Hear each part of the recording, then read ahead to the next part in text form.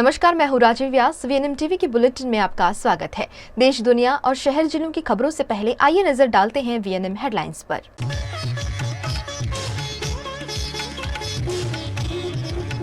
चंद्रयान-3 की चांद से बस एक कदम की दूरी, लैंडर आज प्रोपल्शन से अलग।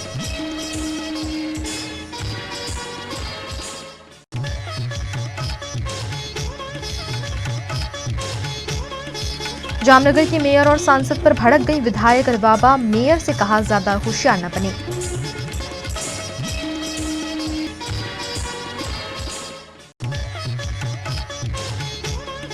वडोदरा के एमएसयू में छात्र की हार्ट अटैक से मौत, दोस्तों के साथ मस्ती करते करते आया हार्ट अटैक।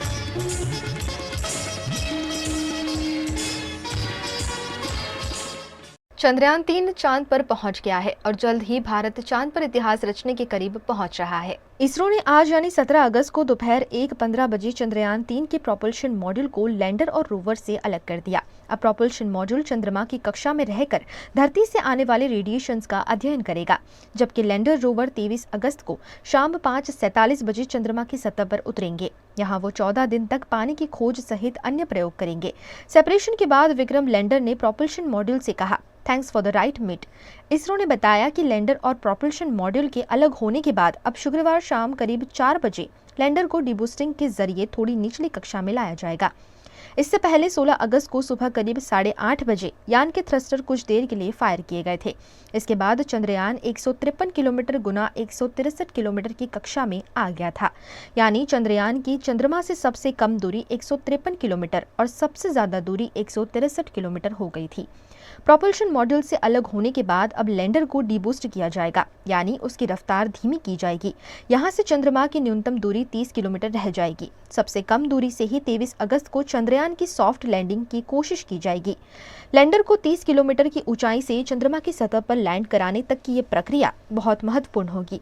उसे परिक्रमा करते हुए 90 डिग्री कोण पर चंद्रमा की तरफ चलना शुरू करना होगा।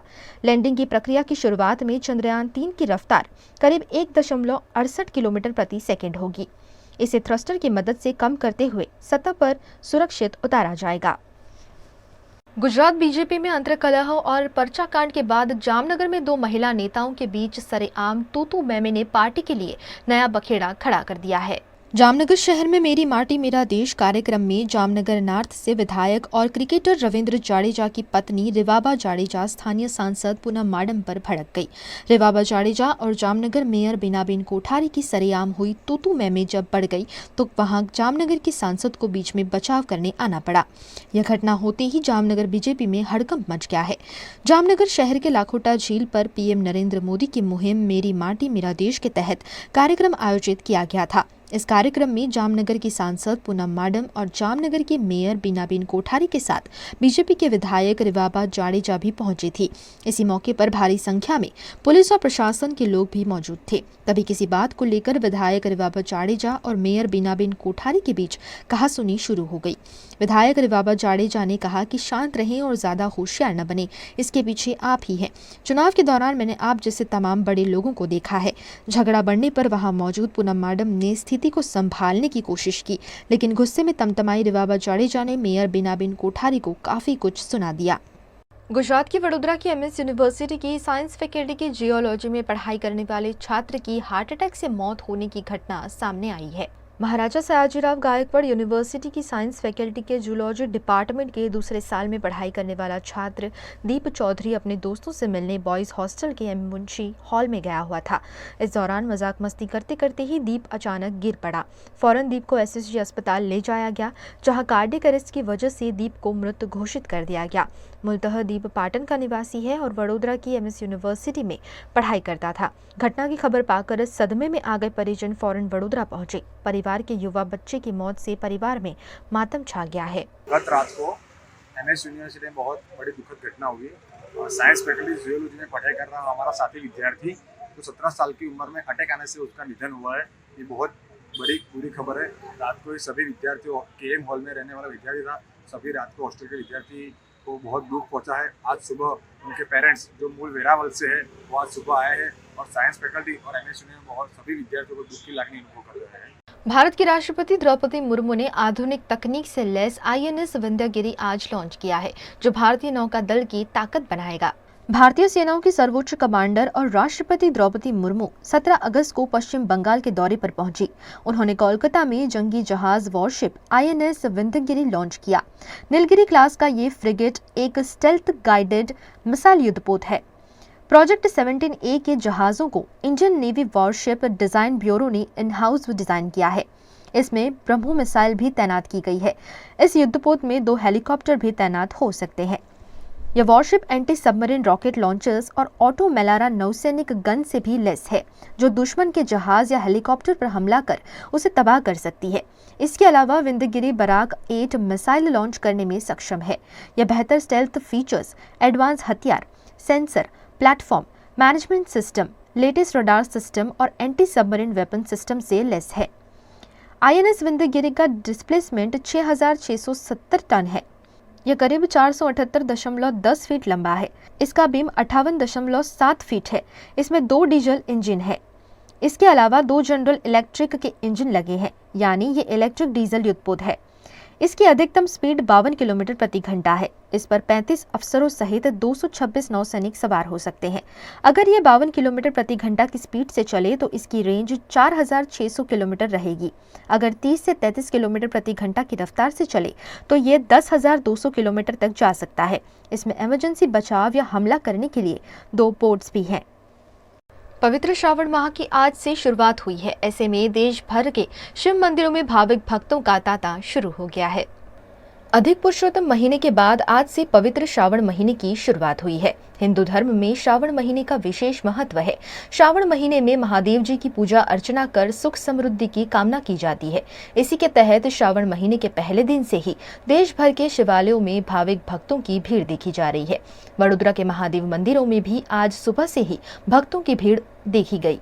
वडोदरा के लालबाग निकट काशी विश्वनाथ महादेव मंदिर है, जो नवनाथ में से एक है। आज सुबह से ही यहाँ भक्तों की कतारें देखी गई। भक्तों ने काशी विश्वनाथ महादेव का अभिषेक करते हुए उन्हें जल, दूध, फल फूल और बिलपत्र चढ़ाए। श्रावण महीनाનો પહેલો આજે ગુરુવાર છે। શ્રાવણ મહિના દરેક ભક્તો એમની મનોકામના માટે પૂર્ણ કરવા માટે અહીં આવે છે અને ભાવિ ભક્તો પણ ઘણી પબ્લિક અહીં આવશે। અન્ય કદાચ સોમવારે પબ્લિક વધારે આવવાની છે અને આ મંદિરને દરેક સુવિધાઓ આપવામાં આવેલી છે। वडोदरा के जेतलपुर रोड पर काशी विश्वेश्वर महादेव मंदिर है। यहाँ भी श्रावण महीने की शुरुआत के साथ ही भक्तों का तांता देखा गया। जेतलपुर में स्थित 150 साल से भी ज्यादा पुराने इस मंदिर में भक्तों की गहरी आस्था है। ऐसे में काशी विश्वेश्वर महादेव मंदिर में भक्त शिवजी को जल, दूध और बिलपत्र चढ़ाने पहुंचे। माना जाता है कि भोलेनाथ की श्रावण महीने में आराधना करने से हर मनोकामना पूरी होती है। ऐसे में सुबह से ही मंदिर में भाविक भक्तों की भीड़ देखी गई।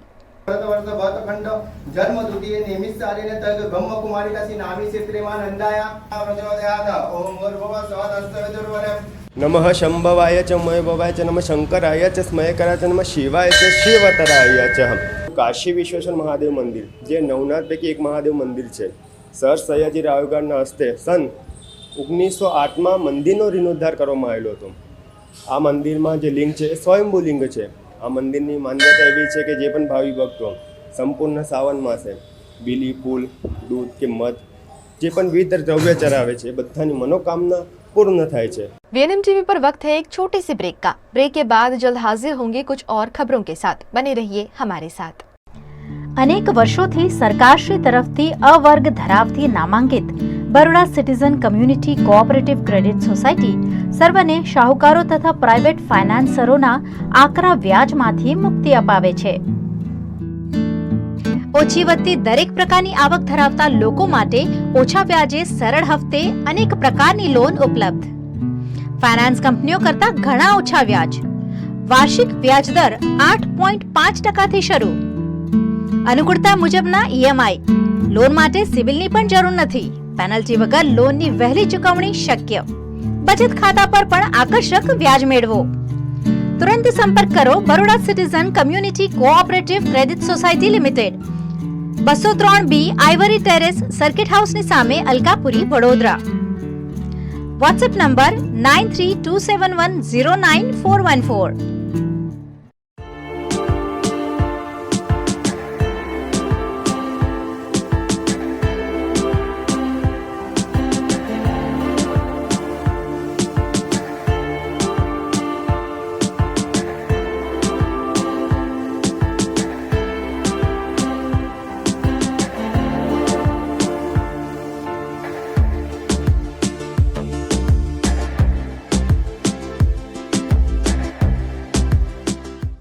भारत ले रहा है इलेक्ट्रिक अंगड़ाई। क्यों ना हम साथ चले, साथ चले, साथ बढ़े, साथ बढ़े, देश मेरे, देश मेरे।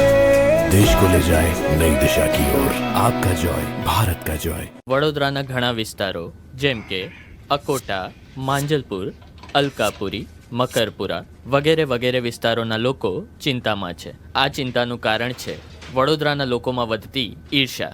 જી હા, અને આ ઈર્ષાનો સ્ત્રોત છે તરસાલી એરિયામાં આવેલ રેઝિડેન્શિયલ પ્રોજેક્ટ દર્શનમ પ્લેસ. ઘણી બધી એમ્યુનિટીઝથી ભરપૂર આ 2 અને 3 BHK પ્રોજેક્ટ બની ગયો છે નવા ઘર શોધવાવાળા લોકો માટે એક અનોખો અવસર.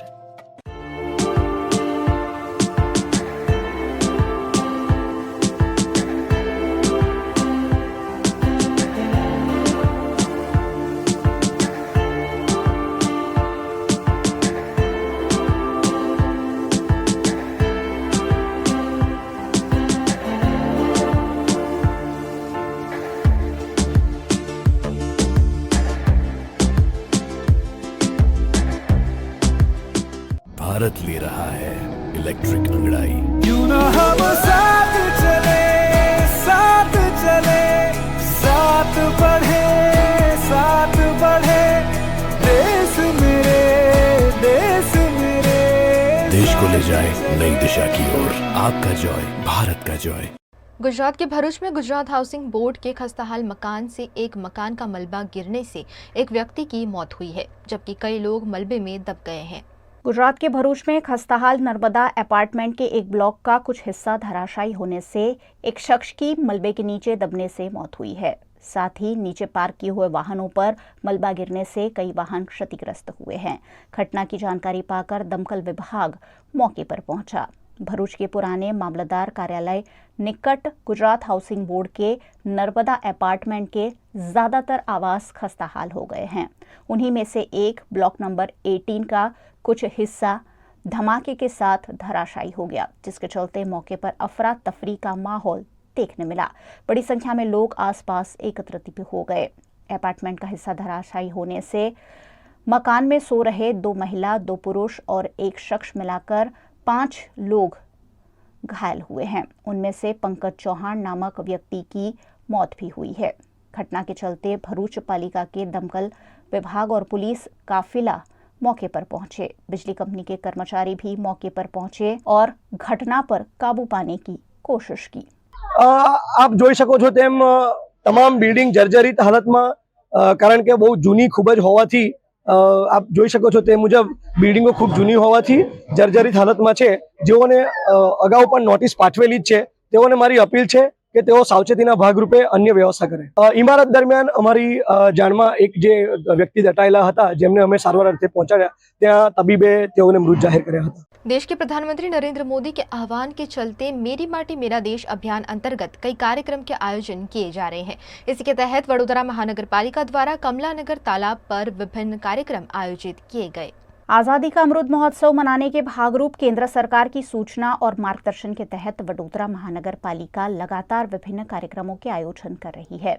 मेरी मिट्टी मेरा देश अंतर्गत कमलानगर तालाब पर शीला फलकम, मिट्टी एकत्रीकरण, ध्वजारोहण और वृक्षारोपण कर 5 प्रतिज्ञा ली गई। इस मौके पर वडोदरा के सांसद Ranjanben Bhatt, mayor Nilesh Rathore, deputy mayor Nanda Joshi, municipal commissioner Dilip Rana, standing committee के चेयरमैन डॉक्टर हितेंद्र पटेल, विधायक केयू रोकड़िया, मनीषा वकील, चैतन्य देसाई, वडोदरा भाजपा के अध्यक्ष डॉक्टर विजय शाह, पूर्व सैनिकों और स्कूली छात्रों की उपस्थिति रही। इस मौके पर सबसे पहले शीला फलकम का अनावरण किया गया और उसके बाद मिट्टी को नमन और वीरों को वंदन करते हुए 5 प्रतिज्ञा ली गई।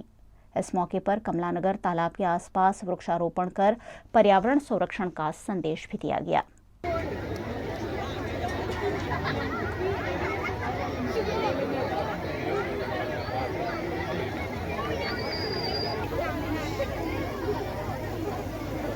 मेरी मिट्टी मेरा देश નો એક કાર્યક્રમ સમગ્ર દેશમાં ચાલી રહ્યો છે। એના અનુસંધાનમાં આજે બરોડા શહેરની અંદર 2 કાર્યક્રમ રાખવામાં આવ્યો છે। દેશની આઝાદી માટે જે વીરોએ બલિદાન આપ્યા છે જે સ્વાતંત્ર્ય સેનાનીઓ શહીદ થયા છે એમના પરિવારજનોને આજે વંદન કરવાનો, નમન કરવાનો દિવસ છે. એ કાર્યક્રમમાં બરોડા શહેરના આપ જોઈ શકો છો તમામ નગરજનો ઉપસ્થિત રહ્યા છે. હું આ સમયે શહીદોના પરિવારોને નમન કરું છું, વંદન કરું છું. દેશના પ્રધાનમંત્રી આદરણીય નરેન્દ્રભાઈ મોદીજી દ્વારા મેરી મિટ્ટી મેરા દેશ કાર્યક્રમનું આયોજન વિચાર દેશવાસીઓ વચ્ચે મૂક્યો અને આને 9 તારીખથી જિલ્લામાં એટલે ગામડે ગામડે આ કાર્યક્રમની શરૂઆત થઈ.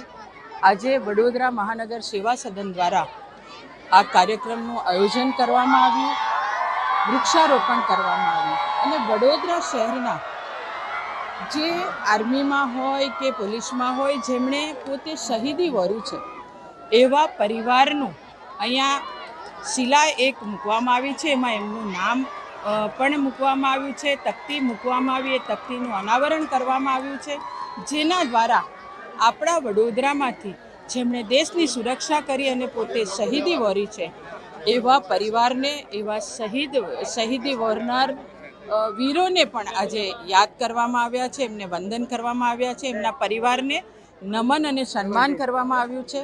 इसके अलावा पंडित दीनदयाल उपाध्याय सभागृह में देश के लिए शहीद हुए स्वतंत्रता सेनानियों और वीर जवानों के परिवार का सम्मान भी किया गया. इस मौके पर वडोदरा के कलाकारों और स्कूली छात्रों द्वारा सांस्कृतिक प्रस्तुतियां भी दी गई. वडोदरा महानगर पालिका द्वारा सांस्कृतिक समिति द्वारा आज रोज आ कार्यक्रम કરવામાં આવ્યો છે. કમલાનગર તળાવ ખાતે શહીદો માટેના એક સ્મારકનું આજે અનાવરણ કરવામાં આવ્યું છે અને ત્યાં માટી એક કુંભમાં ભરીને એ કુંભ દિલ્હી ખાતે મોકલવામાં આવશે અને અમૃત વન જે બનવાનું છે એમાં વડોદરા શહેરની માટી બી જશે અને જે વીર શહીદો વડોદરા શહેરમાંથી જે લોકોના પરિવાર આજે આવ્યા છે એનું આજે અમે સન્માન કર્યું છે. જે લોકો દેશની સેવા માટે, દેશની રક્ષા માટે દિવસ રાત આપણા બોર્ડર પર જે દેશની રક્ષા કરવા માટે જે શહીદો થઈ ગયા છે એમના પરિવારનું આજે અમે સન્માન કર્યું છે. सूरत सहित समग्र गुजरात राज्य में ग्रांटेड शाला के शिक्षकों द्वारा राज्य सरकार का विरोध किया जा रहा है. गुजरात की सूरत सहित समग्र राज्य में अनेक ऐसी ग्रांटेड शाला हैं जिसमें शिक्षक और क्लर्क सहित स्टाफ की बेहद कमी है. साथ ही ऐसे अनेकों मुद्दों को लेकर सूरत सहित समग्र राज्य के 7,000 शिक्षक व स्टाफ कर्मचारी काले कपड़े पहनकर विरोध प्रदर्शन में जुड़े. यह विरोध प्रदर्शन 17 अगस्त से 24 अगस्त तक जारी रहेगा. હાલની સ્થિતિમાં ગુજરાત રાજ્યની ગ્રાન્ટેડ શાળાઓમાં ભરતીના, બઢતીના અને અન્ય ઘણા બધા પ્રશ્નો છે એ મોખરાના બન્યા છે. ખાસ કરીને ક્લાર્કની ભરતી છેલ્લા કેટલાય સમયથી થઈ નથી, પટ્ટાવાળાની ભરતી થઈ નથી, શિક્ષકોની ભરતીને પણ અને આચાર્યોની ભરતી છે એમાં પણ થોડી સિસ્ટમ સુધારવાની જરૂરિયાત છે. કારણ કે આચાર્ય છે એ શાળાનું એન્જિન ગણાય અને આચાર્ય વગરની શાળા 4-5 વર્ષ સુધી ખાલી જ રહી જાય એવી પરિસ્થિતિ અત્યારે ભરતી પ્રક્રિયાના ભાગરૂપે. એટલે અત્યારે માનો કે હમણાં આચાર્ય ભરતી થઈ છે તો જે આચાર્ય હતા અને બીજી શાળામાં પસંદ થઈને આચાર્ય તરીકે ગયા છે તો જ્યાં આચાર્ય હતા એ જગ્યા ખાલી રહે, એ કેટલો સમય ખાલી રહેશે એનું કોઈ જ નક્કી નથી. ત્યારે સરકારશ્રીને આપના માધ્યમથી હું ખાસ વાત મૂકું કે બીજો રાઉન્ડનું તરત જ એરેન્જમેન્ટ કરવું જોઈએ અને જે સંસ્થાઓમાં અત્યારે આચાર્યની જગ્યા ખાલી પડી છે એને પૂર્તતા કરી અને એ જગ્યા પૂરી કરવી જોઈએ. गुजरात के वडोदरा के सिंध रोड निकट स्थित राजूपुरा के एक खेत से 5 फीट के अजगर का रेस्क्यू किया गया है. वडोदरा के सिंध रोड के पास राजूपुरा में भीखा भाई रणछोड़ भाई का खेत है. वे खेत में घास काटने गए थे. इस दौरान उन्हें खेत में बड़ा सा अजगर दिखाई दिया जिसकी लंबाई करीब 5 फुट थी. खेत में अजगर देखे जाने की जानकारी फौरन वन विभाग को दी गई. वन विभाग को जानकारी देने पर वॉलंटियर लालू निजामा ने अजगर को बड़ी मशक्कत से रेस्क्यू किया. बड़े से अजगर का रेस्क्यू कर लिए जाने पर स्थानीय निवासियों ने राहत की सांस ली है.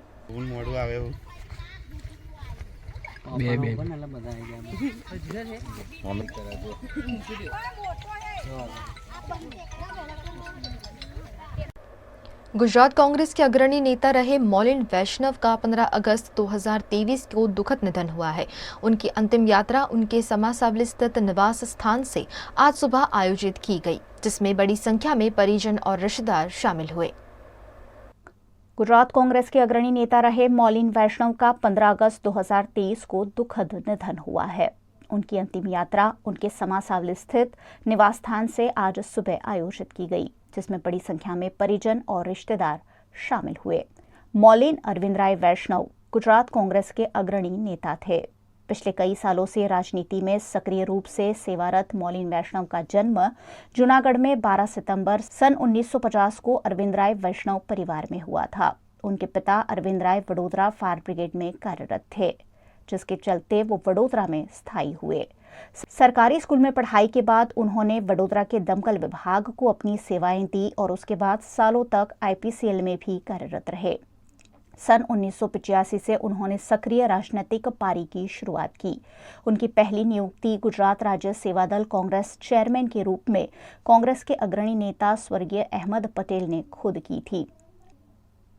उनकी उत्कृष्ट कार्यवाही पर उन्हें गुजरात प्रदेश कांग्रेस का जनरल सेक्रेटरी भी बनाया गया। पिछले कई सालों से वे बीमार थे और कैंसर की बीमारी से जूझ रहे थे।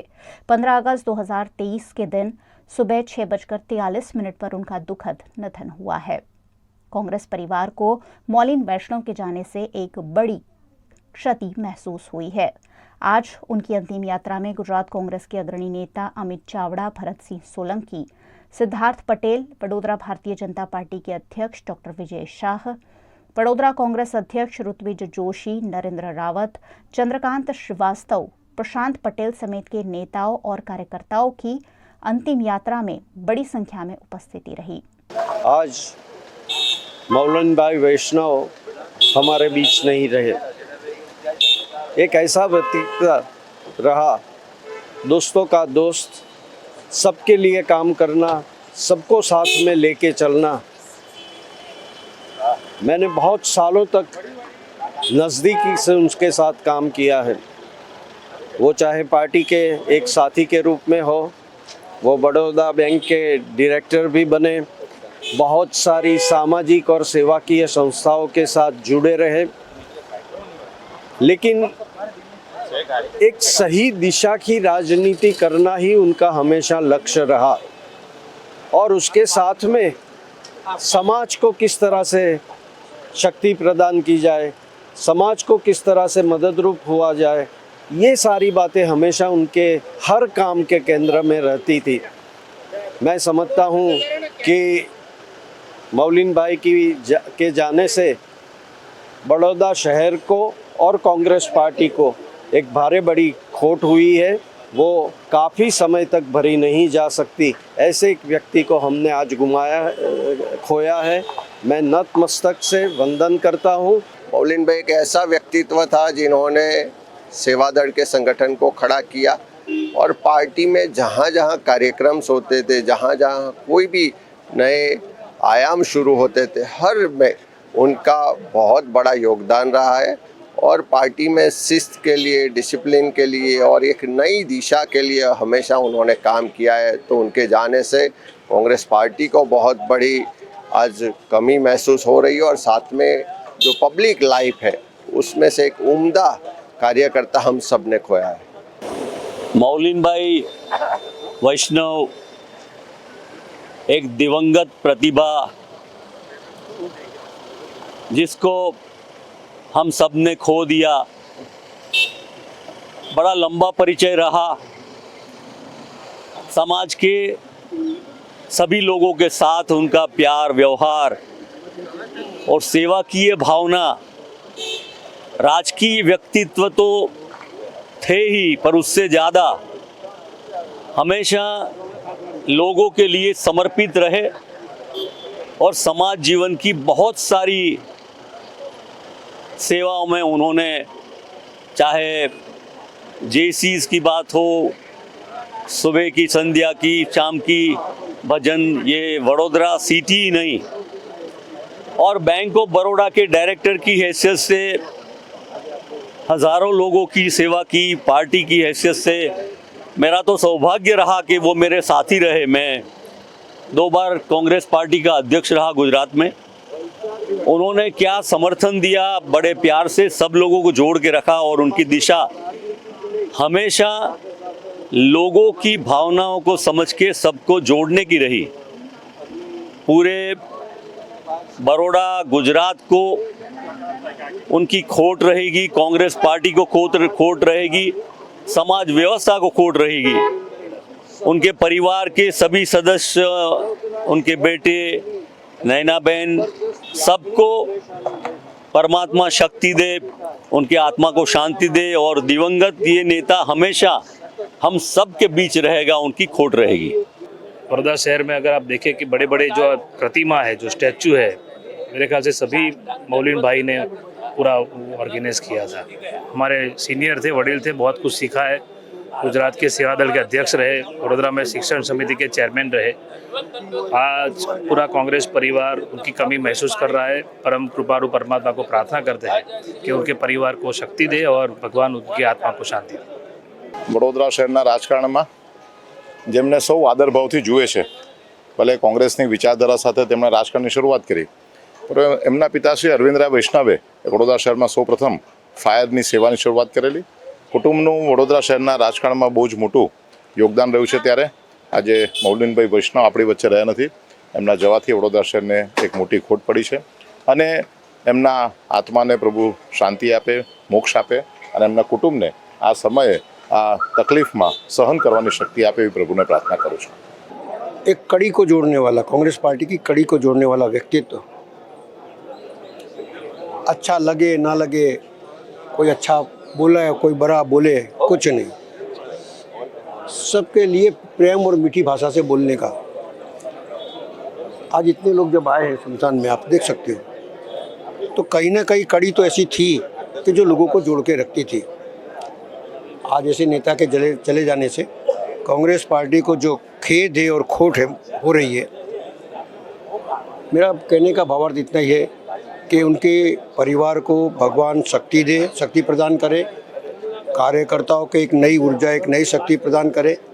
वडोदरा के पूर्व सांसद राजू परमार, पूर्व कांग्रेस अध्यक्ष सुरेश पटेल, शिक्षाविद तेजल अमीन, भाग्येश झा, भाजपा नेता जितेंद्र सुखड़िया, कासिमोनिया, विनोद भट्ट समेत के वडोदरा के अग्रणियों ने भी नम आंखों के साथ सालों तक सामाजिक और राजनीतिक सेवाएं देने वाले मौलिन वैष्णव को आखिरी विदाई दी।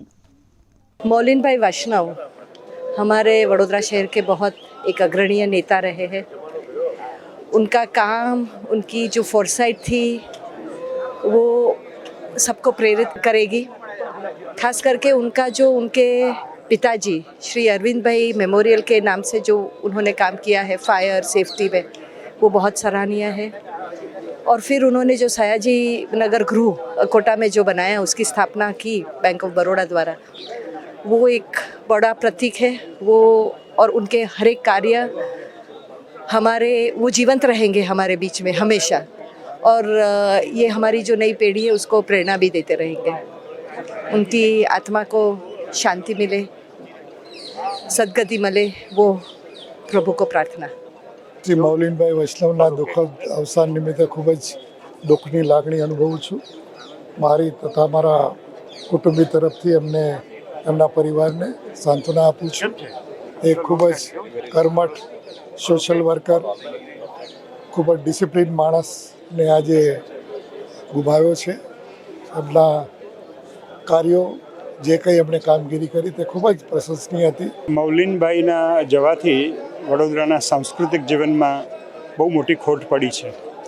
મને યાદ આવે છે, હું કલેક્ટર હતો ત્યારે પણ અને ત્યાર પછી પણ મૌલિનભાઈ એટલે મહેફિલના માણસ, મજલિસના માણસ। એ મળીએ એટલે એકદમ આનંદ આનંદ, અને ચાલો આપણે કંઈક પાર્ટી કરીએ, જમીએ, ગીતો કરીએ, સંગીતના આ રીતે એક એવો જીવંત વ્યક્તિ। વડોદરા સાંસ્કૃતિક નગરી છે તો એની એક શોભા હતી મૌલિનભાઈ।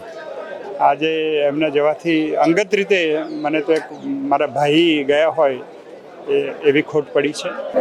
મૌલિનભાઈ વૈષ્ણવ જેસીઆઈ બરોડા અલકાપુરીના વર્ષ 1983ના પ્રમુખ, અને ત્યારબાદ એમને ગુજરાત રાજ્ય જેસીસમાં સેવાઓ અર્પણ કરી અને એના પછી ભારતીય જેસીસમાં નેશનલ ડાયરેક્ટર તરીકે એમને સેવાઓ અર્પણ કરી અને છેલ્લા 40 વર્ષથી જુનિયર ચેમ્બરની ચળવળમાં સંકળાયેલા અને સિનિયર્સ અને યુવા સભ્યો અને ભૂતપૂર્વ પ્રમુખ સાથેનો એમનો જે ગઠબંધન હતું એ અભૂતપૂર્વ હતું। એટલે જે હ્યુમન રિલેશનની જે આપણે વાત કરીએ છીએ, મૌલિનભાઈમાં આપણે ખૂબ સારી રીતે જાણ્યું અને જ્યારે જ્યારે પણ એ મંચ પરથી જાહેર પ્રોગ્રામોમાં વક્તવ્ય પ્રદાન કરતા ત્યારે હંમેશા એમ કહેતા કે મારા જીવનમાં જો સૌથી મહત્ત્વનો ફાળો મારા વ્યક્તિગત જીવનના વિકાસમાં જો હોય તો એ જુનિયર ચેમ્બરનો છે.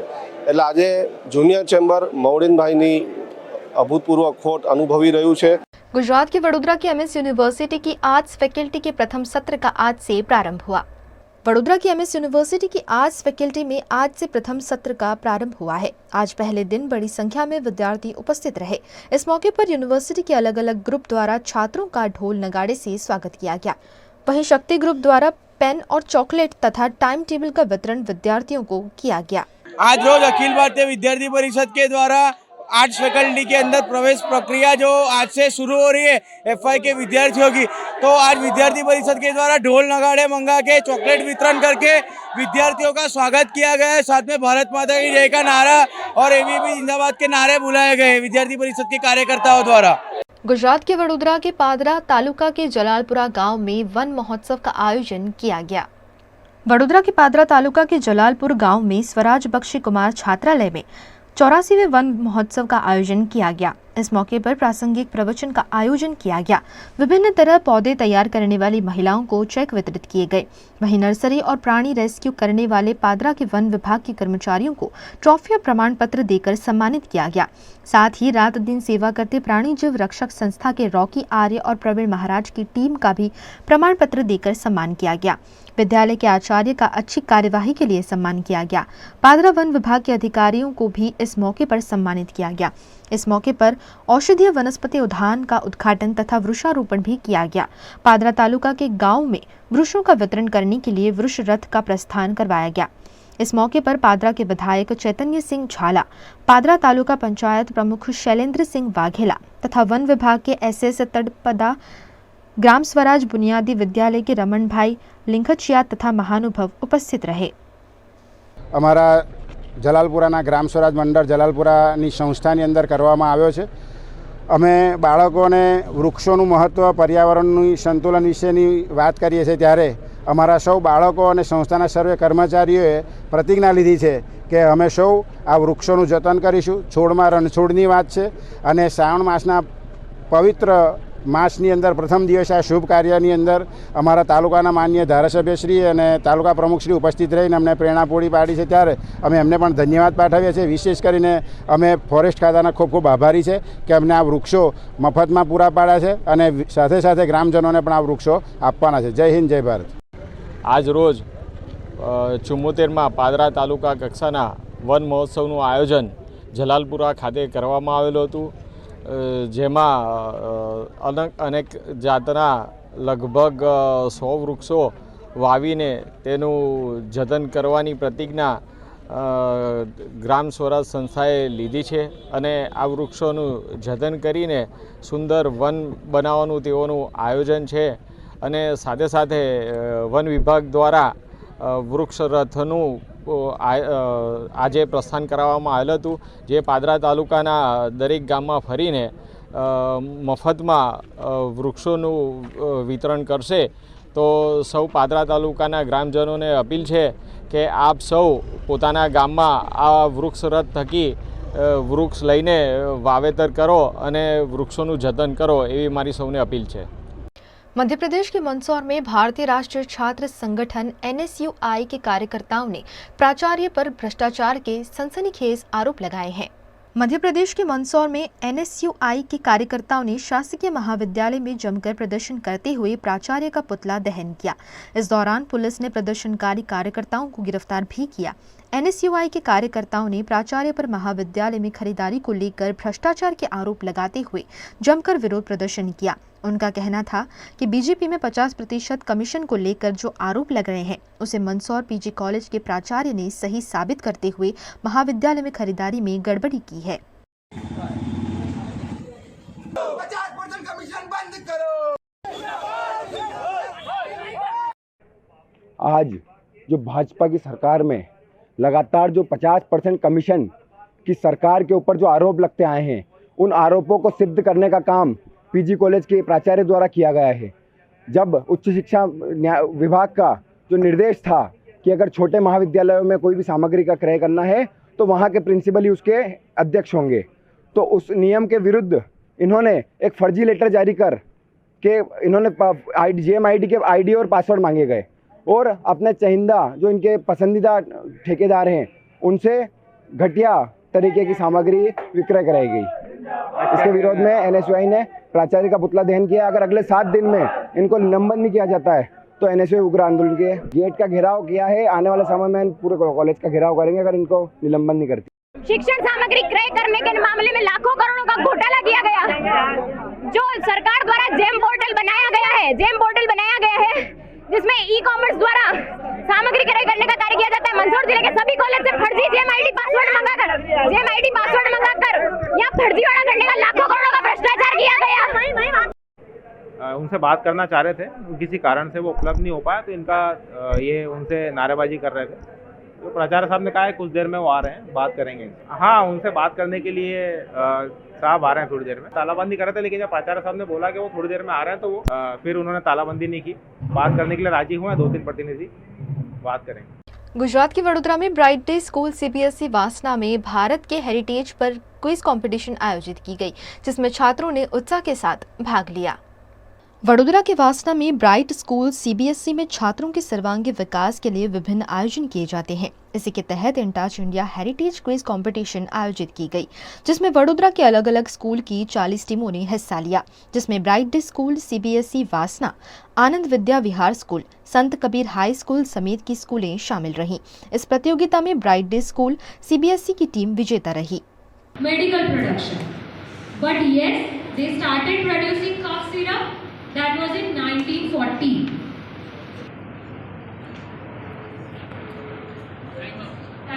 इंटेक जो है, इंटेक एक ऑर्गेनाइजेशन है जो कल्चरल हेरिटेज, हमारी जो संस्कृति, हमारा इतिहास, ये सब है, हम काफ़ी लोग उस पर ध्यान नहीं देते। पर इंटेक जो है, इंटेक ऐसी ऑर्गेनाइजेशन है जो हमारे पूरे देश में इन सब के लिए हेल्प करती है। तो इंटेक जो अपना क्विज़ करता है उसके लिए वो हर एक स्कूल में अवेयरनेस क्रिएट करने के लिए ये क्विज़ रखता है। हम लोगों ने बुक्स ऑनलाइन इन सब सोर्सेज से प्रिपेयर किया है और हमारा जो रिटर्न राउंड था वो हमको थोड़ा मुश्किल पड़ा, बट स्टेज राउंड में हमने ध्यान से खेला ताकि हम रिस्क ना लें। हमको आंसर पता भी थे तो भी हमने रिस्क ना लेके किया और इसलिए हम यहाँ पर जीत चुके। इस क्विज कंपटीशन में हेरिटेज के मुद्दे पर सवाल पूछे गए ताकि युवा पीढ़ी अपनी ऐतिहासिकता, विरासत, इमारत, नेचर, इकोलॉजी और संस्कृति के बारे में जान सके और उनकी देखभाल के प्रति सजग हो सके। ये हमारे हेरिटेज के बारे में अवेयरनेस के लिए है बच्चों को स्कूल्स में। और वेरी गुड थिंग इज़ कि 20 स्कूल सिटी की आई है पार्टिसिपेट करने, उसमें से 40 टीम्स आई है। एक स्कूल तो आनंद से भी आई है। सारे बच्चे मिलके we are having a quiz में बेसिकली क्विजिंग बहुत अच्छा तरीका है सीखने का, लर्निंग प्रोसेस का। नॉलेज और इन्फॉर्मेशन क्विजिंग के वजह से बच्चे प्रिपेयर करते हैं, जानते हैं, हमारे हेरिटेज के बारे में सीखते हैं। और ये हेरिटेज मॉन्यूमेंट्स ही नहीं होते हैं, हेरिटेज हिस्टोरिक मॉन्यूमेंट्स नहीं है। Heritage natural heritage, ecology, cultural heritage, हमारे फोक ट्रेडिशन, सारा सब हेरिटेज में आता है। तो ये सब बच्चे सीखने को मौका मिलता है क्विज़ के अंदर। That is why we are very happy today the quiz has happened in the bright school. It was a stiff contest और ब्राइट स्कूल ही जीता है ये क्विज़ और अभी अहमदाबाद जाएगा फाइनल्स के लिए अक्टूबर में और फिर उसमें से टीम जीतेगी वो दिल्ली जाएगी। बड़ौदा क्विज़ में बहुत अच्छा कर रहा है लास्ट 5 साल से and we are hoping the best this year also. हम लोग काफ़ी सारे एक्टिविटीज़ स्टेट लेवल पे भी करते हैं और सिटी में भी करते हैं हेरिटेज अवेयरनेस के लिए और हेरिटेज के प्रोटेक्शन के लिए। तो स्कूल का हमारा एक बहुत बड़ा थ्रस्ट है बिकॉज हमारे जो यंग जनरेशन है, बच्चे हैं, कॉलेज स्टूडेंट्स हैं, उनको अवेयरनेस लाना बहुत ज़रूरी है बिकॉज वो हमारा फ्यूचर को आगे लेके चलेंगे। That is the main reason और इंटेक ये डोमेन में बहुत बड़ा काम कर रही है। क्विज़ द्वारा आज सिटी राउंड का आयोजन किया गया था जिसमें शहर की नामांकित GSEB और CBSE यूनिट के टोटल 20 स्कूल यानी कि 40 टीमों ने पार्ट लिया था, जिसमें 4 टीमें फाइनल राउंड स्टेज पे गई थी और हमारे स्कूल ब्राइट डे CBSE वासना यूनिट के दिव्येंदु सरकार और आयुष ने सिटी राउंड जीता है। अब वो अक्टूबर के लिए स्टेट राउंड में पार्टिसिपेट होंगे। इंटैक्ट इंडिया मतलब कल्चरल हेरिटेज को कैसे प्रिजर्व करना है क्योंकि आने वाले जो भी हमारी जनरेशन है उनके लिए बहुत ज़रूरी है। सिर्फ नेचर ही नहीं, कई सारी चीज़ों के लिए हमें जागरूक होना है और यही अभियान वो क्विज़ द्वारा हर साल करते हैं। वीएनएम टीवी पर वक्त है एक छोटी सी ब्रेक का। ब्रेक के बाद जल्द हाजिर होंगे कुछ और खबरों के साथ। बने रहिए हमारे साथ। अनेक वर्षोથી સરકારશ્રી તરફથી અવર્ગ ધરાવતી નામાંકિત Baroda citizen community cooperative credit society સર્વને શાહુકારો તથા પ્રાઇવેટ ફાઇનાન્સરોના આકરા વ્યાજમાંથી મુક્તિ અપાવે છે। ઓછી વત્તી દરેક પ્રકારની આવક ધરાવતા લોકો માટે ઓછા વ્યાજે સરળ હપ્તે અનેક પ્રકારની લોન ઉપલબ્ધ। ફાઇનાન્સ કંપનીઓ કરતા ઘણા ઓછા વ્યાજ। વાર્ષિક વ્યાજ દર 8.5% શરૂ। अनुकूलता मुजबना ईएमआई। लोन माटे सिविलनी पण जरूर नथी। पेनल्टी वगर लोननी वहेली चुकवणी शक्य। बचत खाता पर पण आकर्षक व्याज मेळवो। तुरंत संपर्क करो Baroda citizen community cooperative credit society limited, 203B ivory terrace, circuit house ની સામે અલકાપુરી, વડોદરા। WhatsApp number 9327109414।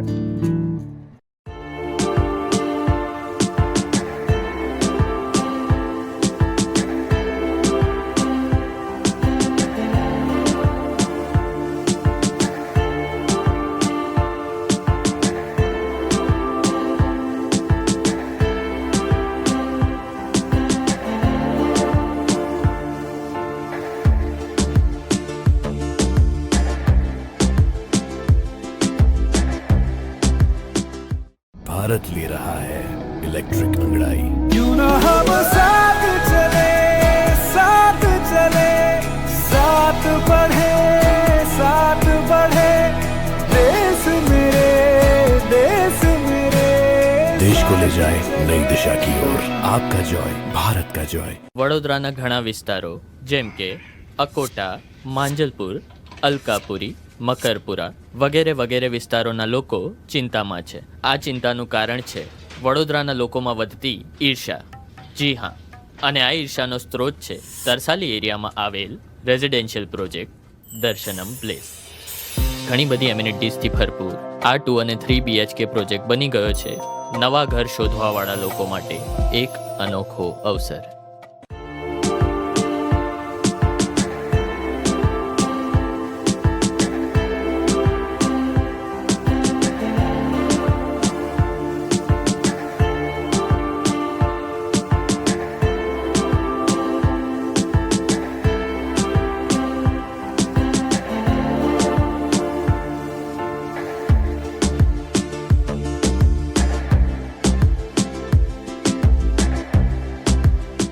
भारत ले रहा है इलेक्ट्रिक अंगड़ाई। क्यों ना हम साथ चले, साथ चले, साथ बढ़े, साथ बढ़े, देश मेरे, देश मेरे। देश को ले जाए नई दिशा की ओर। आपका जॉय, भारत का जॉय।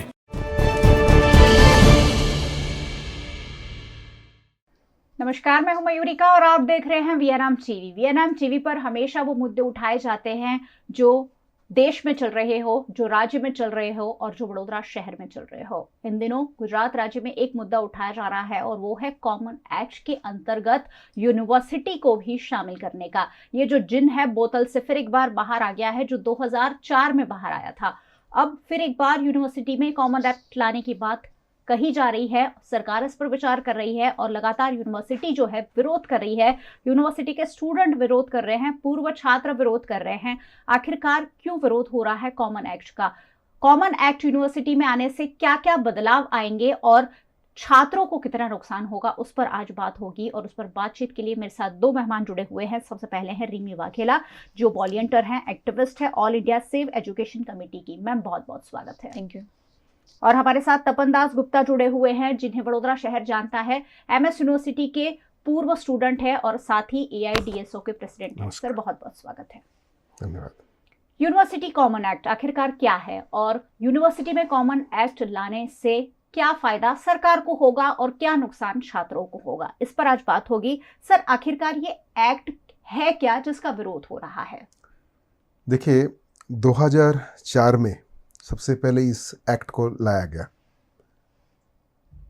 यूनिवर्सिटी की स्वायत्तता यानी कि ऑटोनॉमी जिसको हम कहते हैं, आज से नहीं, ब्रिटिश के समय से ही इसके ऊपर बार बार हमले होते आए हैं। कहीं भी न्याय के लिए आवाज़ उठाते जहाँ से, वो विद्यार्थी होते हैं, शिक्षित वर्ग होते हैं, शिक्षक होते हैं, और उसको रोकना, उसको कंट्रोल करना हर वक्त जो भी सत्ता में होते, शासन में होते, वो कोशिश करते रहते हैं। और अभी जो हो रहा है इसको और भी आगे बढ़ के हमें समझना होगा। सरकार ये क्यों ला रहे हैं जी।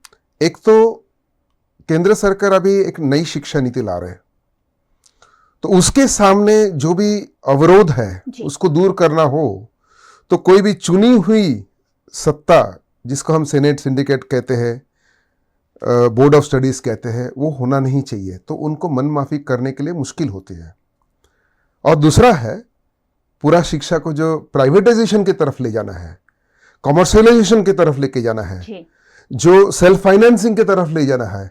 आज एमएस यूनिवर्सिटी में कई सारे कोर्सेस है जो हाई पेमेंट सीट शुरू हो चुका है।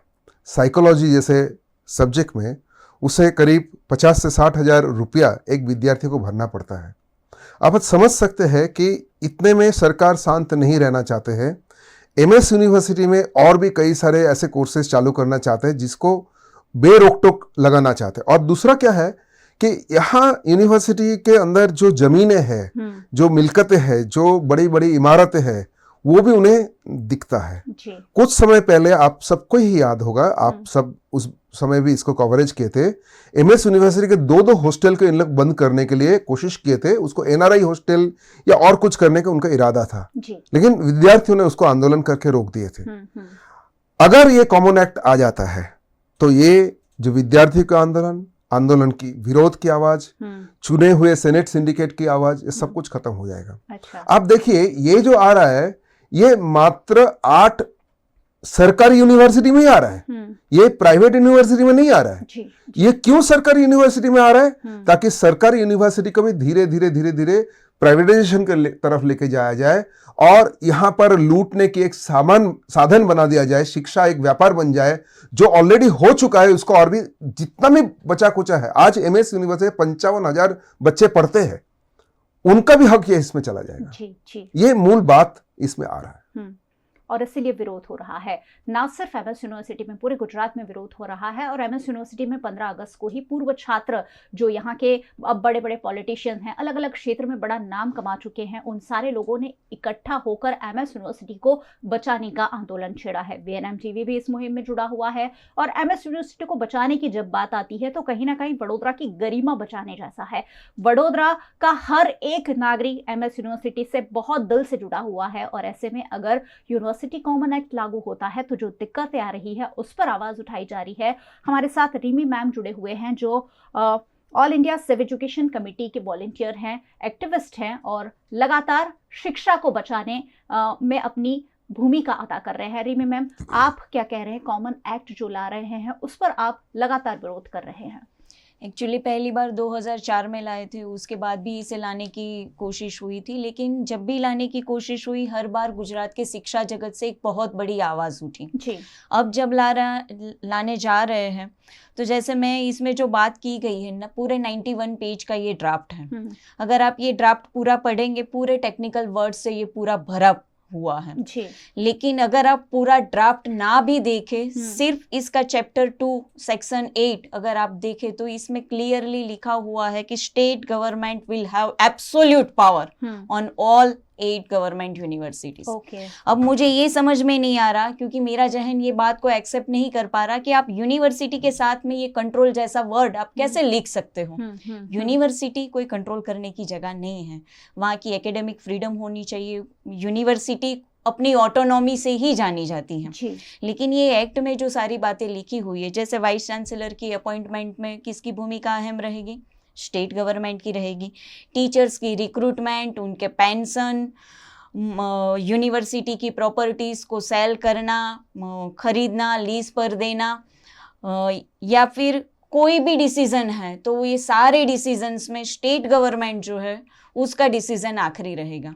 सिर्फ ये ही नहीं, अगर कोई कॉलेज, कोई एफिलिएटेड इंस्टीट्यूशन इस एक्ट के तहत हमारी स्टेट गवर्नमेंट जो भी नोटिफिकेशंस जारी करती है, अगर उसको फुलफिल करने में फेल होती है, नहीं कर पाती है, तो उसको रिटर्न में एक्सप्लेनेशन देना होगा कि हम लोग ये क्यों नहीं कर पाए। तो मैं सिर्फ एक सिंपल एग्जांपल देके मैं आपको बताना चाहूँगी कि अगर मान लो कि आज मुझे मन की बात का एपिसोड नहीं सुनना है, लेकिन कल अगर ये कंपलसरी कर दिया गया ये एक्ट के तहत, और अगर मैं नहीं सुनने जा रही हूँ तो मेरे ऊपर भी एक डिसिप्लिनरी एक्शन लिया जाएगा। अगर मैं यूनिवर्सिटी के किसी डिपार्टमेंट में HOD हूँ, किसी कॉलेज में प्रिंसिपल हूँ, यहाँ तक कि अगर मैं पढ़ाई भी करती हूँ, अगर मैं स्टूडेंट भी हूँ, तो मेरे खिलाफ भी डिसिप्लिनरी एक्शन लेने का वाइस चांसलर को एब्सोल्यूट पावर है। मतलब ये शिस्त भंग क्या होगा इसकी कोई डेफिनेशन ये 91 पेज के ड्राफ्ट में कहीं पर नहीं दी गई हुई है। लेकिन अगर आप कोई भी मतलब स्टेट गवर्नमेंट जो भी नोटिफिकेशंस बनाती हैं उसके खिलाफ अगर आप जाते हैं तो ये डिसिप्लिनरी एक्शन लिया जाएगा। इसका सीधा मतलब ये है कि कोई भी वॉइस ऑफ डिसेंट को ये लोग सुनना नहीं चाहते, इसे ख़त्म करना चाहते हैं। और यूनिवर्सिटी तो मैं मानती हूँ कि यूनिवर्सिटी से ही सबसे बड़ा वॉइस ऑफ डिसेंट होना चाहिए, क्योंकि यूनिवर्सिटी ही हमें डेमोक्रेटिक लेसन सिखाती है। बिल्कुल। अगर यहीं पर ये आवाज़ नहीं रहेगी तो 5 साल के बाद 10 साल के बाद जो जनरेशन इस यूनिवर्सिटी से पढ़कर आएगी, they will be yes man of the government. तो ये सिचुएशन में मुझे लगता है कि हम कोई man making character building process में नहीं जा रहे हैं, हम हमारी यूनिवर्सिटी में रॉबर्ट पैदा करना चाहते हैं। ये एक्ट से तो यही प्रूव होता है। हम हमारे लोकतंत्र को खत्म करने की ओर आगे बढ़ रहे हैं, ये कह रहे हैं, क्योंकि अगर इस तरीके का एक्ट लागू होता है तो कहीं ना कहीं यूनिवर्सिटी के जो प्रोफेसर्स हैं, यूनिवर्सिटी के जो स्टूडेंट हैं, वो भी कहीं ना कहीं सरकारी कर्मचारी बन जाएंगे। हमें सरकारी कर्मचारी नहीं बनाना है, हमें यहाँ से नागरिक पैदा करने हैं जो भारत को आगे ले जाएंगे, भारत के भविष्य को आगे ले जाएंगे। अगर सरकार वैसे ही सारे लोगों की आवाज दबाने में लगी हुई है और जो उभरता हुआ भविष्य है, अगर उनकी आवाज भी दबा दी जाएगी तो लोकतंत्र बिल्कुल खतरे में नजर आ रहा है। सर, आप ये मान रहे हैं कि लोकतंत्र वैसे ही पॉलिटिकली बहुत ज्यादा खत्म करने की कोशिश की जा रही है, पॉलिटिकल पार्टीज को दबाने की कोशिश की जा रही है, और अब यूनिवर्सिटी पर भी कॉमन एक्ट लागू करने की ये जो बात है वो सरकार कहीं ना कहीं जो सब कुछ अपने अंडर में करना चाहती है, इसी के तहत हो रहा है। आपने ये बात बिल्कुल सही कहे। देखिए, आज से नहीं, ब्रिटिश राज में कलकत्ता यूनिवर्सिटी में नेताजी सुभाष बोस जैसे लोग थे। सर, एक मिनट, व्यूअर्स बहुत सारे मेरे साथ जुड़े हुए हैं, आप क्या सोचते हैं जरूर कमेंट करिए, मैं आपकी कमेंट भी पढ़ूंगी और उस पर हमारे एक्सपर्ट जवाब भी देंगे कि आखिरकार जो आपकी दुविधा है वो किस तरह से मायने रखती है। तो अगर आपके मन में कुछ चल रहा है, आपके मन में कोई सवाल है, तो जरूर मुझे कमेंट करिए। Sir please continue. बिल्कुल। कलकत्ता यूनिवर्सिटी को में जहाँ पर नेताजी सुभाष बोस जैसे और भी बहुत सारे क्रांतिकारी पैदा होते थे, उनके सामने ब्रिटिश सरकार के तरफ से ये ऐलान किया गया कि आप ये सब काम बंद कीजिए, नहीं तो आपके फंड हम बंद कर देंगे। आशुतोष मुखर्जी उस समय कलकत्ता यूनिवर्सिटी के वाइस चांसलर थे। उन्होंने बिल्कुल गरजते हुए कहे कि हम रास्ते में भीख मांग के इस यूनिवर्सिटी को चलाएंगे, लेकिन आपके ताबे में हम नहीं आएंगे। ये उस समय ये जोम जुस्सा था। जो भी सत्ता में आते हैं वो हर वक्त ये कोशिश करते हैं कि लोगों की सोच को, दिमाग को कंट्रोल करने के लिए। और आज ये जो कॉमन एक्ट आ रहा है, इसको हम नई शिक्षा नीति के साथ जोड़ना चाहेंगे। उस नई शिक्षा नीति में इस प्रकार से परिवर्तन आ रहा है जिसमें विचारशील एक नागरिक पैदा होना नामुमकिन हो जाएगा। अच्छा। देखिए, 15 तारीख की मीटिंग का आपने जिक्र किया, उसमें कौन कौन थे? धीरू भाई मिस्त्री जी, वहाँ थे भरत भाई मेहता, वहाँ थे अजय भाई दवे, वहाँ थे अपने नरेंद्र भाई रावत। बड़ौदा शहर में जिन्होंने एक अपनी पहचान बनाया, एक अपनी चिंतन की ताकत के हिसाब से, अपनी विचार की क्षमता से जी, जो सवाल कर सकते हैं। लेकिन ये एक्ट अगर लागू होता है और इसके जरिए अगर नई शिक्षा नीति आ जाती है तो थिंकिंग बीइंग हम जिसको बोलते हैं, जो एनालिसिस कर सकता है, वो खत्म हो जाएगा जी। आने वाले दिनों में ना धीरू मिस्त्री बनेंगे, ना भरत मेहता बनेंगे, ना अजय दवे बनेंगे, ना कोई भी चिंतन करने वाले लोग इसमें रहेंगे नहीं। ये इनकी साजिश है। इसीलिए ये लोकशाही के ऊपर सबसे बड़ा कुठाराघात है जी। क्यों? कि नए नए जो कानून आते हैं, जैसा कि किसान के सामने कानून आया, उसके सामने किसान जब समझ पाए कि ये सरकारी नीति है, या हमारे नसीब की बात नहीं है, या हमारे भाग्य में लिखी हुई बात नहीं है, तो उन्होंने उनके सामने लड़े। आज मजदूर के सामने ऐसे मजदूर विरोधी कानून आ रहा है, जो नई इलेक्ट्रिसिटी बिल आ रहा है, नई शिक्षा नीति आ रही है। इसको हम समझ सके, इसके लायक हमें कौन बनाता है? शिक्षा बनाती है। शिक्षा में नौकरी होती है, इसमें कोई बात नहीं है, नौकरी तो होना चाहिए, लेकिन क्या सिर्फ अब तकनीकी ज्ञान से शिक्षा मिल जाती है? हमारे देश में कितने करोड़ों लोग हैं जो इंजीनियर है, डॉक्टर है, जो ITI कर रखे, IIT कर रखे, वो भी बेरोजगार है। उनको नौकरी नहीं दे पा रहे, और वो बोल रहे हैं कि हम उस तकनीकी ज्ञान के अभाव के कारण हम सही शिक्षा नहीं दे पा रहे। असली मकसद ये नहीं है। मकसद ये है कि सोचने वाले एक थिंकिंग बीइंग पैदा ना हो। पूरे समाज को एक रोबोटाइजेशन की तरफ, एक रोबोट, यांत्रिक मानव बनाने का एक साजिश है। इसीलिए एक हम धीरे धीरे एक फांसीवादी समाज की तरफ हम आगे बढ़ रहे हैं, जो सोचेगा नहीं, जो सवाल नहीं करेगा, जो ऊपर से एक दिल्ली, एक गांधीनगर से एक बटन दबाई जाएगा, उसके हिसाब से वो काम करेगा। ऐसे समाज लोकशाही के लिए बहुत ही खतरनाक होता है। लोकशाही में हमें भिखू परीख चाहिए, लोकशाही में हमें सुरेश जोशी चाहिए, लोकशाही में हमें सोचने वाले, सवाल करने वाले, सरकार के सामने सीना तान के खड़े होने वाले लोग चाहिए, जो सही शिक्षण, जो रिमी बेन ने बताया, जो विवेकानंद की शब्द है, man making character building education से संभव है। बिल्कुल सही बात है। और इसीलिए वडोदरा के अग्रणी नागरिक जो अलग अलग क्षेत्र में अपना नाम कमा चुके हैं, इस एक्ट का विरोध कर रहे हैं। कांग्रेस पार्टी विरोध कर रही है, ऑपोजिशन लगातार विरोध कर रहा है कि आप यूनिवर्सिटी को अपने अंडर मत लीजिए, क्योंकि कम से कम कुछ जगह तो सरकार को छोड़ देनी चाहिए जो वहां से फ्रीडम हो, जहां आज़ादी हो। क्योंकि हम कहने को तो आज़ादी के 75 साल अभी मनाए, 77वां स्वतंत्रता दिवस भी हमने मनाया, लेकिन सही मायनों में जो आज़ादी, विचारों की आज़ादी, अभिव्यक्ति की जो आज़ादी है, वो छीनने की अब कोशिश हो रही है। और इसीलिए ये सवाल उठे हैं। रीमा मैम, मेरे मन में एक सवाल ये भी आ रहा है कि क्या कॉमन एक्ट आने से एजुकेशन महंगा भी होगा? क्योंकि सरकार अगर अपने अंडर लेगी तो सस्ता होना चाहिए। ये तो बात अब तो रही नहीं। पहले हम ये मानते थे कि अगर कोई गवर्नमेंट इंस्टीट्यूशन है तो वहाँ पे फीस कम होगी। हाँ, रिलेटिवली कम है, सेल्फ फाइनेंस कॉलेजेस है उससे रिलेटिवली कम है। लेकिन ये जो NEP जिसकी बात तपन भाई ने कही कि न्यू एजुकेशन पॉलिसी 2020, जिसमें उन्होंने ये PPP, पब्लिक प्राइवेट पार्टनरशिप नहीं बोला, पब्लिक फिलांथ्रोपिक पार्टनरशिप, तो ना ही सिर्फ प्राइवेट प्लेयर्स एजुकेशन में आएंगे, सिर्फ इतना नहीं है, रूलिंग पार्टी जो भी होगी, मैं किसी पर्टिकुलर रूलिंग पार्टी की बात नहीं कर रही हूँ, रूलिंग पार्टी जो भी होगी उसी की विचारधारा के साथ सहमति रखने वाले फिलांथ्रोपिक ऑर्गेनाइजेशन भी एजुकेशन के फील्ड में आएंगे। मैं सिर्फ ये एक एग्जांपल बताऊं कि अहमदाबाद में सबसे पुराना गुजरात कॉलेज है। गुजरात कॉलेज ब्रिटिश के टाइम पे बनी हुई एक कॉलेज है, एक समय पर एशिया का सबसे बड़ा कॉलेज गिना जाता था, लेकिन आज उसका जो ग्राउंड है, उस ग्राउंड पर गुजरात कॉलेज के बच्चे नहीं खेल सकते, वो ग्राउंड किसी और को दे दिया गया है। तो एजुकेशन में भी ऐसा होगा, मतलब पैसे लोगों के होंगे लेकिन प्रॉफिट जो होगा वो किसी प्राइवेट ऑर्गेनाइजेशन का होगा। और सेनेट, सिंडिकेट, मतलब हमारे चुने हुए रिप्रेजेंटेटिव नहीं होंगे। तो अगर गवर्नमेंट कहीं पे फीस बढ़ाती है, कहीं पे सेल्फ फाइनेंस कोर्स शुरू करती है, तो इसका विरोध कौन करेगा? आपने तो कोई आवाज ही नहीं रखी जो इनके सामने मतलब अपनी आवाज उठा पाए या स्टूडेंट्स के फेवर में कोई बात कर पाए। तो ये खुला रास्ता है कि आप गवर्नमेंट इंफ्रास्ट्रक्चर का यूज करो और प्राइवेट प्लेयर्स को इसमें अलाउ करो, ताकि वो एजुकेशन में आए, मन चाहे उतनी फीस रखे, एजुकेशन को कमर्शियलाइज करे, प्राइवेटाइज करे, उसका मार्केटाइजेशन करे। और जो आम बच्चे जो है, जो पुअर फैमिली से बिलोंग करते हैं, लोअर मिडिल क्लास फैमिली से बिलोंग करते हैं, जैसे आज हम लोगों ने मेडिकल इंजीनियरिंग छोड़ दिया, मिडिल क्लास फैमिली के बच्चे मेडिकल इंजीनियरिंग में नहीं जा सकते।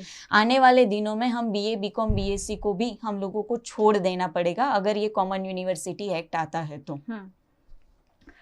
तो इस तरीके की बातें हैं। और ख़ास बात हो रही है यूनिवर्सिटी की प्रॉपर्टी, यूनिवर्सिटी की जो इमारतें हैं। वडोदरा में तो महाराजा सयाजीराव गायकवाड़ ने बहुत शानदार एक बिल्डिंग बनाकर, इमारत बनाकर, जो महल से कम नहीं लगता है, महल ही है, जिसे अब यूनिवर्सिटी में तब्दील किया गया था। और यहाँ अब तक लाखों करोड़ों स्टूडेंट पढ़ चुके हैं, लेकिन अब कहीं ना कहीं उनका भविष्य, आने वाला भविष्य खतरे में दिख रहा है। सर, क्या सरकार इनकी जो प्रॉपर्टी है, यूनिवर्सिटी के पास जो जागीर है, क्या उसे भी एक्ट के तहत ले सकती हैं? बिल्कुल, इसमें सीधा सीधा मेंशन है, कोई भी जमीन हो, मकान हो, उसको सेल किया जा सकता है और लीज दिया जा सकता है। इसमें साफ शब्दों में लिखा है, इसमें कोई दुविधा की स्थान ही नहीं है। जी। और इसीलिए ही ये हो रहा है। देखिए, सारे सरकारी एकम जो मैंने फैक्ट्रियां है, कारखाने हैं, वो सब बिक रहा है जी। रेलवे की प्राइवेटाइजेशन जोरदार ढंग से चल रहा है, स्टेशनें बिक रही है, रेलवेज की कई जमीन, हॉस्पिटल की जमीन, ये सब बिक चुका है। इसी तरह से और भी कई सारे बड़े बड़े इंडस्ट्रियल ये बिक रहा है, लेकिन अब उनकी नज़र यूनिवर्सिटी पे है। यूनिवर्सिटी के तहत में भी बहुत सारे जमीन है, बहुत सारे जगह है जहाँ पर एकेडमिक ओरिएंटेड एक्टिविटी होना चाहिए, डेवलपमेंट होना चाहिए for the cause of education, शिक्षक की प्रसार के लिए, प्रचार के लिए होना चाहिए, लेकिन सरकार अभी इसको प्राइवेट हाउस में देने जा रहा है।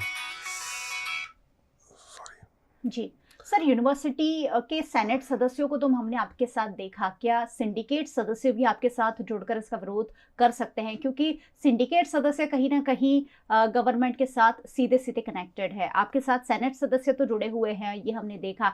क्या एमएस यूनिवर्सिटी के सिंडिकेट सदस्य भी आपके साथ जुड़ेंगे? देखिए, बहुत समय से यूनिवर्सिटी के सेनेट सिंडिकेट को सरकार येस मैन में बदलने का कोशिश कर रहा है जी। और काफ़ी हद तक सफल भी हुए हैं। हम जानते हैं कि कई सारे सही मुद्दे को लेके यूनिवर्सिटी के ना सिर्फ विद्यार्थी, शिक्षक, कर्मचारी भी विरोध कर रहे हैं। यहाँ पर 20-20, 25-25 साल से जो कर्मचारी कॉन्ट्रैक्ट बेसिस में काम कर रहे हैं, कानून है कि इतने लंबे अरसे में जो काम करते हैं वो उसको परमानेंट नेचर कहते हैं, उसको परमानेंट होना चाहिए। उनका सालों कब से हम विरोध देख रहे हैं, कब से विरोध हो रहा है, जो खत्म नहीं हो रहा है, बल्कि वो आगे बढ़ के उसको आउटसोर्सिंग करने जा रहा है। ये चीज को अगर डेमोक्रेटिक माइंडेड सेनेट सिंडिकेट हो तो उसको अपोज करेंगे। बिल्कुल।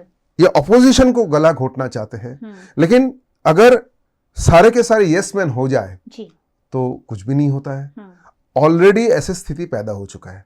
लेकिन थोड़ा बहुत भी जो विरोध की आवाज सिर्फ एमएस में नहीं, सारे गुजरात की जो आठ यूनिवर्सिटी में है, जैसे कि सूरत में है, जैसे भावनगर में है, जो हायर एजुकेशन काउंसिल बिल आया था भावनगर के, वहां की जो काउंसिल बॉडी है उन्होंने ठहराव करके, रिजोल्यूशन करके मना कर दी कि हम ये एक्सेप्ट नहीं करेंगे।